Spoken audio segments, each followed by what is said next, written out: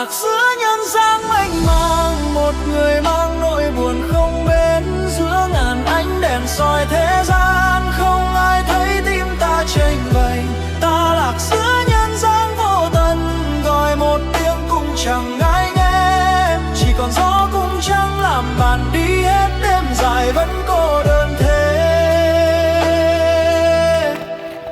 Lạc giữa nhân gian, lạc cả một đời. Ta chưa từng hứa sẽ rời xa, chỉ là không dám mơ lại. Phía sau ta là muôn vàn hệ lụy, giữ người rồi ai gánh thay.